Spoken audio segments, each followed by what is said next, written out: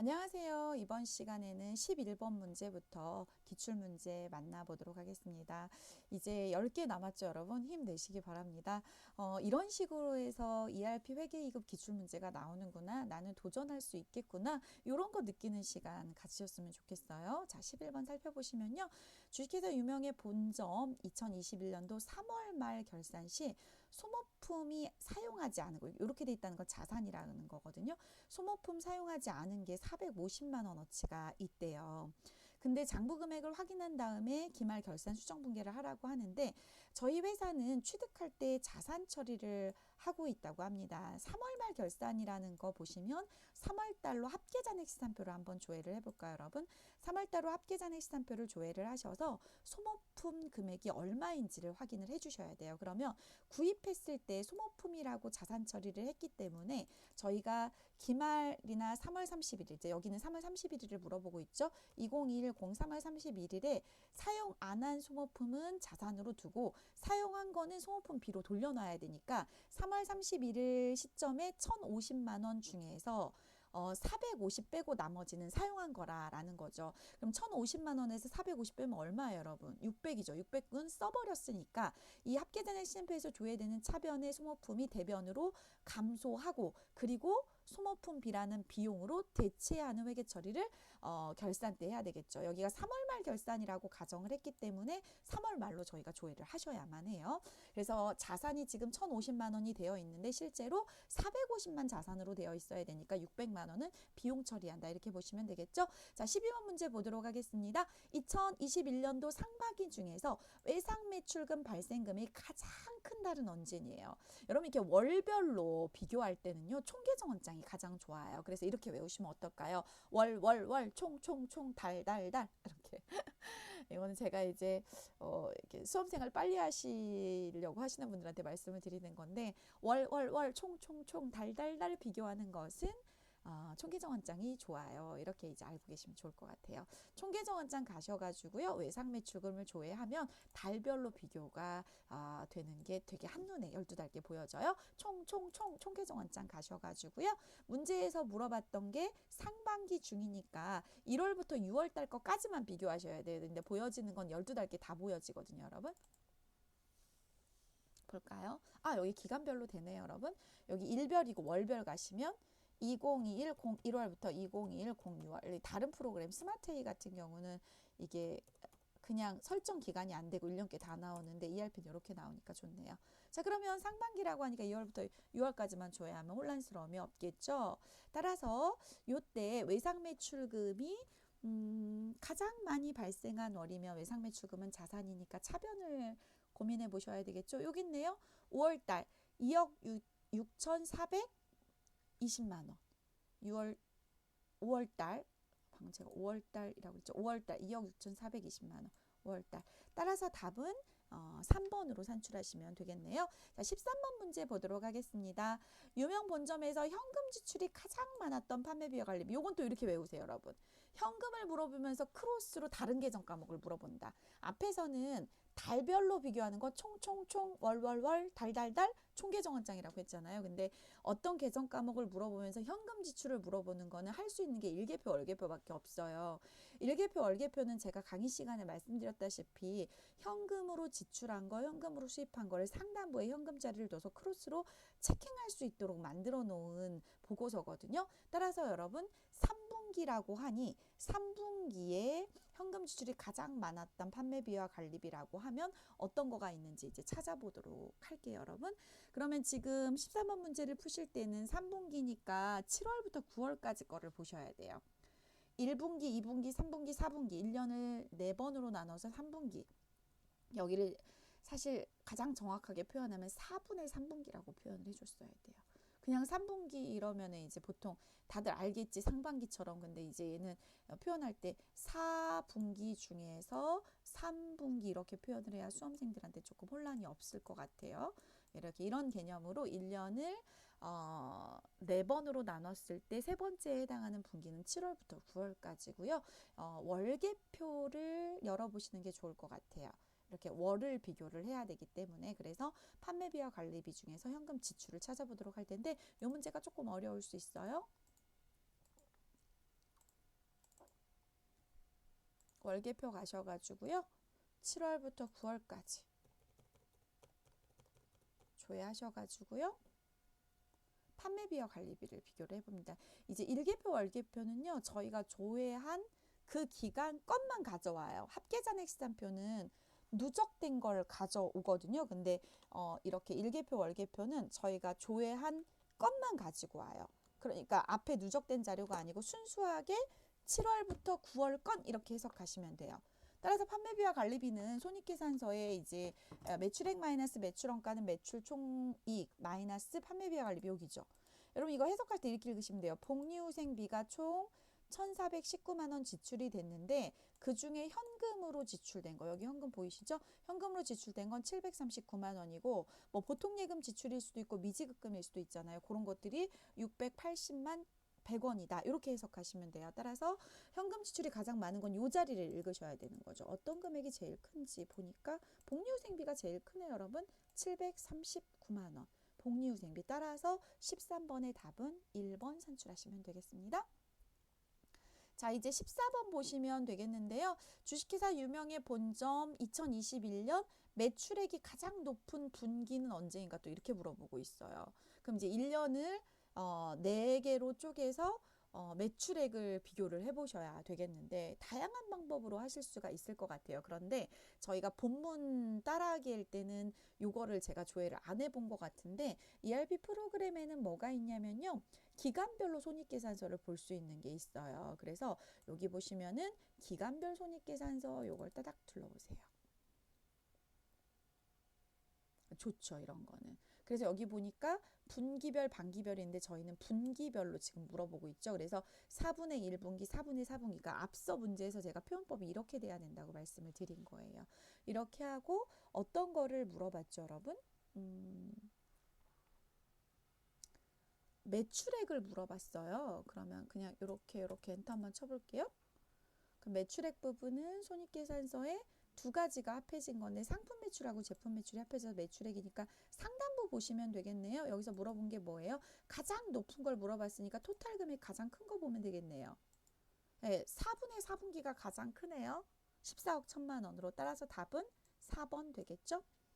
자, 15번 문제 보도록 하겠습니다. 주식회사 유명의 본점은 영업용 화물차의 주유를 하고 주유대금을 법인카드로 결제를 하고 있다. 본 거래와 관련해서 부가세 신고 시 첨부할 서식은. 사실 여러분 이 영업용 화물차는요 공제가 가능해요. 화물차니까. 그러니까 저희가 카드를 입력을 할 때 부가세가 별도로 주유는 과세라서 구분기재가 되어 있다면 저희가 카드 과세 매입으로 회계 처리를 하게 되거든요.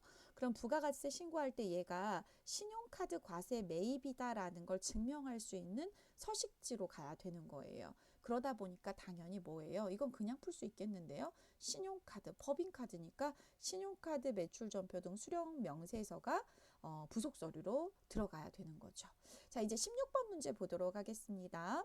다음 보기 중에서 세무 구분 중 의제매입세 공제 신청서에 반영되는 세무 구분을 모두 고르세요. 이렇게 하고 있는데요. 실제로 여러분 의제매입은 뭐냐면 면세 원료를 제조 가공해서 과세 재화를 창출하는 경우 면세 원료의 일정 부분을 매입세액으로 공제해 주겠다라고 해서 저희가 제조기업 중소제조기업 의제 매입을 해봤으니까 104분의 4로 공제하는 걸 해보셨잖아요. 근데 그거는 면세 원료여야 돼요. 그러니까 요 기억번 들어가면 안 되죠. 과세니까. 그럼 기억번 빠지죠? 기억번 빠지죠? 그럼 답은 1번 아니면 2번이겠네요. 그죠? 그리고 여기서 면세 매입 여기 디귿 있네요. 면세. 그죠? 디귿번. 그리고 불공제, 매입 불공제 요거는 불공제 매입이니까 매입세액이 있는데 불공제 처리하는 거니까 얘도 들어가면 안 되겠네요. 리을번 들어가면 안 되겠네요. 그죠? 그럼 1번인데 여러분 디귿하고 비읍. 그래서 면세 매입과 의제 매입세액 등으로 표기된 세무 구분이 뭘로 반영이 된다? 의제 매입세 공제 신청서에 반영이 된다라는 거죠. 근데 저희가 면세 매입은 해봤는데 26번 의제 매입세 코드를 써봤나 모르겠네요. 보면 따라하기 할 때. 근데 표현이 의제 매입세액이니까 요거 끌고 가시면 되고 산출하다 보면 답이 요 의도를 알고 있느냐는 거죠. 의제 매입세액의 의도를 면세 농축수, 임산물 등의 먼세 원료를 사서, 이게 복숭아 같은 거, 꽁치 같은 거, 고등어 같은 거 먼세 원료를 사서 무엇을 만들어내면 과세 재화를 챙출하면, 그래서 꽁치 통조림, 고등어 통조림, 복숭아 통조림 이런 게 이제 부가가치세가 과세되는 거잖아요. 그런 경우 면세임에도 불구하고 매입세액이 없음에도 불구하고 매입세액처럼 의제해서 공제해 줄게. 이제 그게 이건 거죠. 자, 따라서 답은 1번으로 산출합니다. 자, 이제 17번 문제 가보도록 하겠습니다. 주식회사 유명의 본점에 이기 부가가치세 예정신고, 그러면 7월부터 9월까지 거겠네요. 영세 매출이 발생한 거래처는, 자, 요거는 이제 여러분이 생각할 때 어디 가면 편하지? 이런 생각을 해볼 수가 있는데, 저희가 매입 매출장 기억나세요? 저희가 본문 따라하기 할 때 유형별로 장부를 조회해 볼 수 있는 매입 매출장을 아마 만나보셨을 텐데요. 매입 매출장은 제가 실무에서 일할 때도 정말 많이 사용하는 거예요. 그래서 이제 뭐 윗선에서 어떤 게 잘못됐으니까 분석해보자, 파악해보자 막 이럴 때 뭐가 잘못됐지 할 때 이제 매입 매출장을 정말 많이 가는데요. 저희 사무실에서도 이 매입 매출장은 여러분이 지금 배우신 과세 매출, 과세 매입, 불공 매입 이런 유형별로 조회해 보겠다는 거예요. 근데 얘가 영세 매출이니까 12번 영세 매출이 발생한 거래처를 물어보고 있는 거죠. 따라서 그대로 가볼까요, 여러분? 물어본 거는 7월부터 9월까지 2기 예정 신고였었죠. 그래서 항상 ERP 문제를 푸실 때는 이런 것들을 이제 잘 보셔야지만 답을 산출할 수가 있어요. 출력 구분 가볼게요. 매출. 그리고 무슨 매출이었죠? 영세 매출. 12번에 12번. 이렇게 하시면 되겠네요. 하나밖에 없네요. 거래처 누구예요? 자, 이렇게 드래그 하시면 매출처 보이죠? 성우기업. 따라서 답은 성우기업 1번 산출하시면 되겠네요.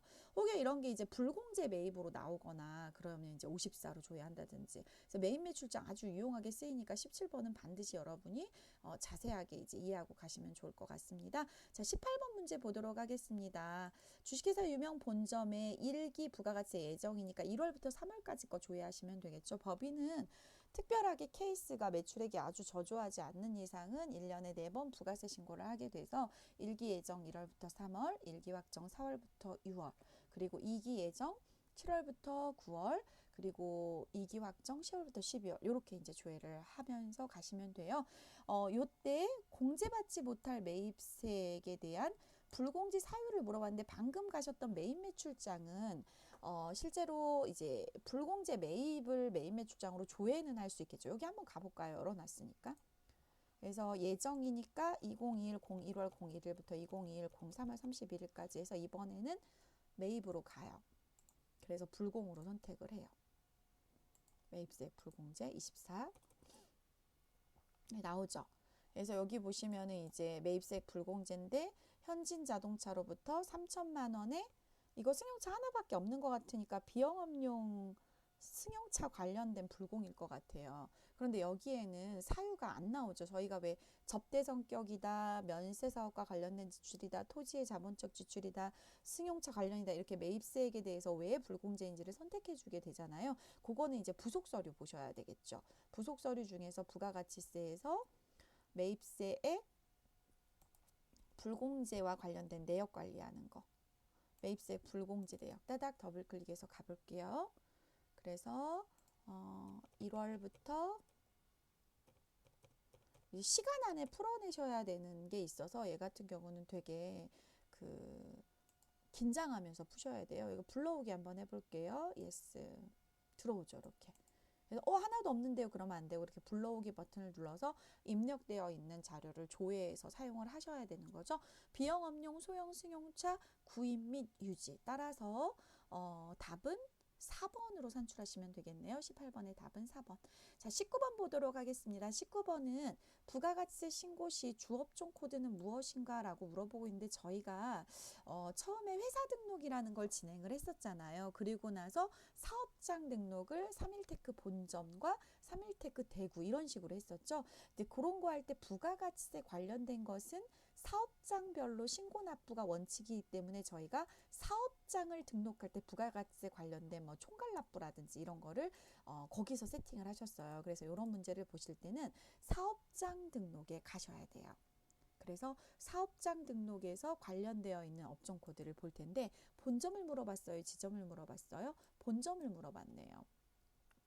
사업장 업종 코드는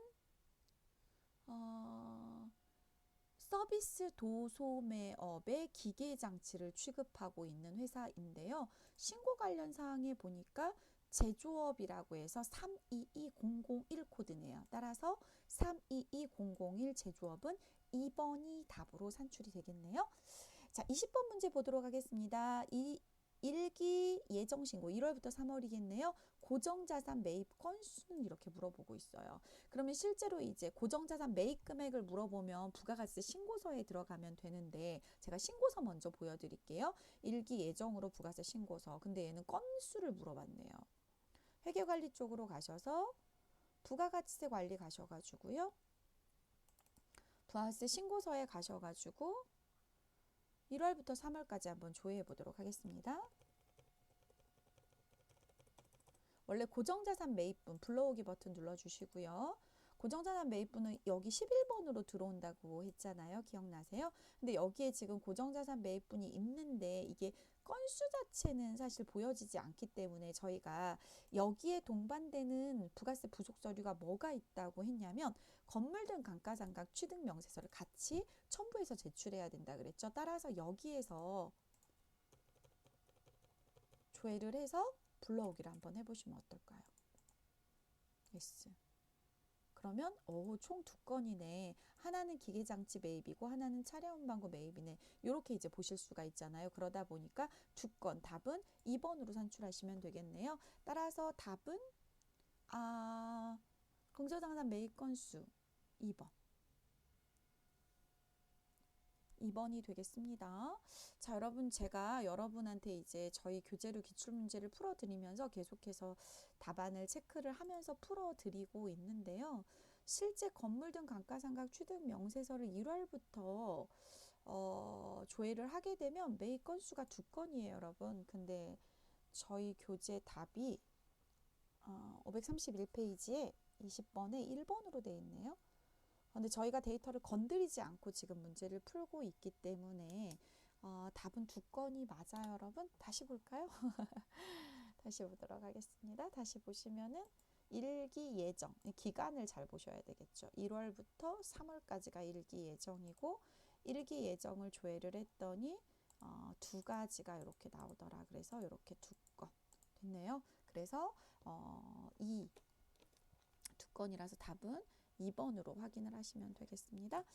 자, 이렇게 해서 저희가 야심차게 2021년도 이거 저장할게요. 2021년도 기출문제를 하나 풀어보셨는데요. 제가 좀 걱정되는 부분이 뭐냐면 회계를 공부하신 분들은 이게 할만해, 나 90점 이상도 맞을 것 같아, 막 이럴 수도 있어요. 저희 본문 따라하기를 저랑 같이 열심히 하셨으니까. 그런데 이제 회계가 조금 힘드신 분들은 ERP가 뭔지 모르겠어서 같이 저하고 이제 도대체 ERP가 뭐야 하고 시작을 하셨는데 저하고 모듈을 ERP 회계 모듈을 다루셨잖아요. 그러니까 이제 여러분 입장에서 ERP는 대충 이런 식으로 구동되는 거구나 라고 느끼셨겠지만 시험을 보시기에는 다소 조금 나 좀 겁이 나 이러실 수 있을 것 같아요. 근데 여러분 겁내시지 않으셨으면 좋겠어요. 왜 그러냐면 실제로 이제 이게 내가 실력이 별로 없는 것 같긴 하지만 실제로 이제 모의고사랑 기출문제 뒤에 이제 푸시고 나서 최신 기출문제죠. 최신 기출문제 푸시고 나서 자신감이 되게 올라가는 분들이 정말 많으세요. 왜냐하면 되게 비슷한 문제가 많아요. 되게 비슷한 문제가 많아요. 그래서 지금 이 시간부터 김혜숙이하고 2021년도 거 최신 기출문제 하나 풀었으니까 순차적으로 풀어보자 맘먹고 푸시면 1시간에 하나 풀기가 조금 힘들어도 2시간에 하나 정도는 푸실 수 있을 거예요. 그리고 이제 시험이 1년에 있는 그 교재 앞부분에 보시면 시험 일정표가 나오는데 이제 ERP 정보관리사는 한국생산성본부에서 주관하는 자격증 시험인데 그래도 ERP 요 시험 문제가 가끔 이제 직접 입력해서 구동하는 게 없고 조회해서 푸는 문제들이다 보니까 조금 입력해서 해보고 싶어 이런 이제 마음들을 가지시는 분들이 계시거든요. 근데 실제로 이렇게 조회하는 걸로 푸시는 거는 그래도 할만하다는 이제 느낌을 좀 2급은 많이 말씀들을 하시거든요. 그래서 한번 보셨으면 좋겠어요. 1년에 6번 이제 도전하실 수가 있는 시험이라서 여러분 여기 이제 다음 시간에 저랑 이렇게 해서 저는 2020년도 6회 거 기출문제를 같이 풀 거예요. 네, 저랑 다 풀지는 못하는데 여러분이 거꾸로 가시면서 다 풀어가셔서 이것만 다 푸신다 하면 사실 되게 고득점 하실 수가 있어요. 그래서 시험 꼭 보시라는 말씀을 좀 드리고 싶고요. ERP 같은 경우는 이제 인사 모듈하고 영어 파트 모듈, 물류 파트 모듈하고 생산 파트 모듈로 네 가지가 이제 되는데 혹시 인사 쪽, 저희 경영학도니까 인사 쪽 수업 들으신 분들도 있으실 거 아니에요. ERP 인사는 안 배웠더라도. 근데 여러분이 저하고 ERP 회계를 이렇게 따라오셨잖아요.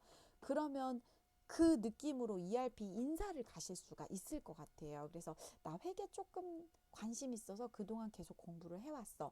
그러면 인사도 한번 취득해 보시는 것도 좋아요. 그래서 뭐 1급 욕심내시면 약간 회계는 세법적인 지식들도 봐야 되고 그러니까 2급으로 우선 시작을 하시고요.